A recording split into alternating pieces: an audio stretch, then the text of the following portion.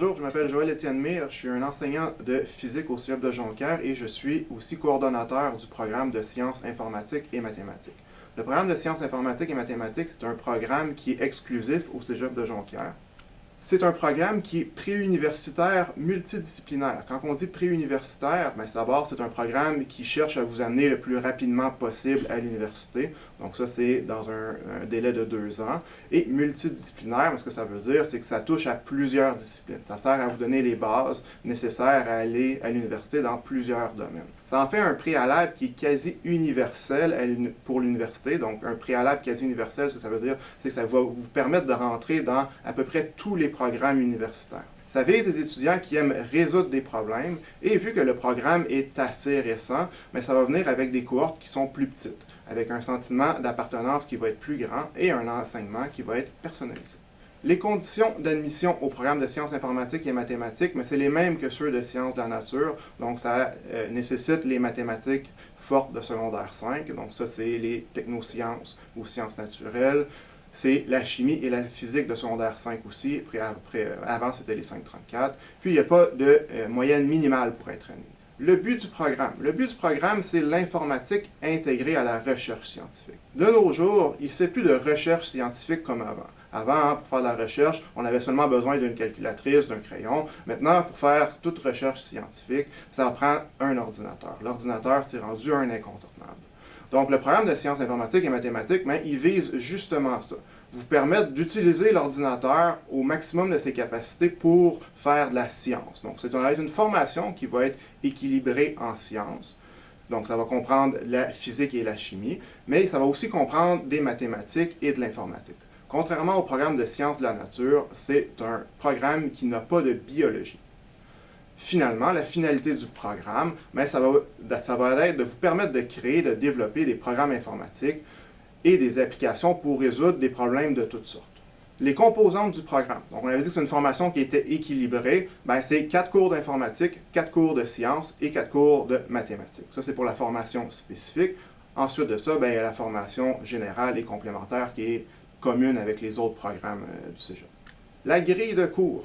Donc, on sait que c'est un programme qui est équilibré. On sait qu'il va y avoir 4 cours d'info, 4 cours de sciences, 4 cours de maths. Mais à chacune des sessions, vous allez avoir aussi les 3 cours. Donc, à la première session, en plus de vos cours de formation générale, vous allez avoir un cours de maths, le cours de calcul différentiel, un cours de physique, le cours de physique mécanique, et un cours de programmation. Les cours de mathématiques et de physique.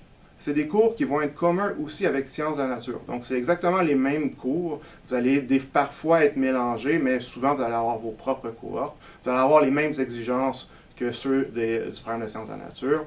Mais le cours de programmation, lui, c'est un cours qui vous est dédié. Il va y avoir seulement les élèves de sciences informatiques et mathématiques dans ces cours-là.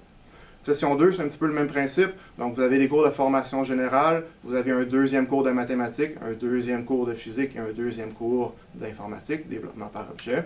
Troisième session des cours de formation générale, le cours d'algèbre linéaire. Encore là, ça c'est un cours qui est commun avec sciences de la nature. Le cours d'optique est aussi un cours commun avec sciences de la nature. Et le cours de conception d'interface, donc comment faire apparaître des fenêtres avec vos programmes.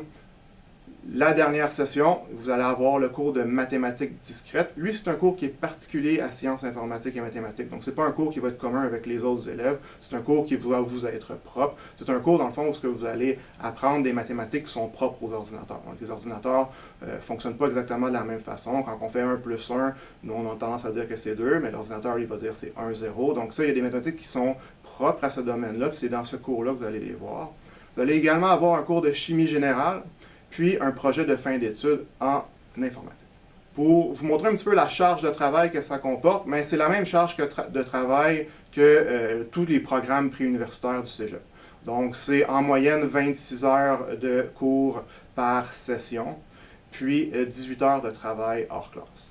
Finalement, on disait que c'était un préalable qui était quasi universel.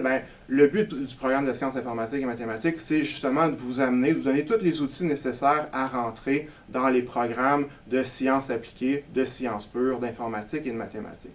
Donc, les sciences appliquées, c'est autant le génie aérospatial, le génie civil, électrique, géologique, géomatique, industriel, mécanique, minier, physique, informatique. En fait, tous les génies c'est possible de rentrer à partir du programme de sciences informatiques et mathématiques. Puis c'est même un avantage d'avoir passé par le programme de sciences informatiques, parce que comme je vous disais, dans ces programmes-là, du moment que vous allez entrer, mais ils vont vous donner des cours d'informatique. Donc il n'y a plus de science qui se fait maintenant sans les ordinateurs. Tous ces programmes-là ont des cours d'informatique, puis vous, bien, vous allez rentrer dans ces programmes-là avec 2 ans de bagage en informatique. Vous allez rentrer là comme des héros. Donc, c'est aussi vrai pour les programmes de sciences pures. Donc, en physique, moi, j'ai fait un bac en physique, je suis un enseignant de physique, et on m'a donné des cours d'informatique à l'admission à l'université, en mathématiques, informatique, actuariat, statistique. Tout aussi, c'est tous des programmes auxquels vous avez accès en suivant le programme de sciences informatiques et mathématiques. Si jamais vous vous rendez compte que vous voulez aller vers d'autres domaines, mais c'est encore possible, c'est un préalable qui est quasi universel. Donc, même si vous faites sciences informatiques et mathématiques, puis vous voulez aller dans d'autres domaines plus tard, mais c'est encore possible. Donc, vous pouvez aller en sciences économiques ou administratives, vous pouvez aller en arts et en lettres, vous pouvez aller en sciences humaines, vous pouvez aller en éducation. En fait, vous pouvez aller dans pratiquement tous les programmes universitaires, à l'exception des programmes de santé, ou ceux qui sont plus axés sur la biologie et la chimie. Si vous êtes un étudiant qui vous dites, moi, plus tard, c'est sûr que je n'ai pas envie de travailler dans un hôpital, mais le programme de sciences informatiques et mathématiques, c'est un programme qui est plus adapté pour vous, parce que justement, il va vous donner les outils, les bases de la programmation, quelque chose qui va vous servir pour le reste de votre carrière.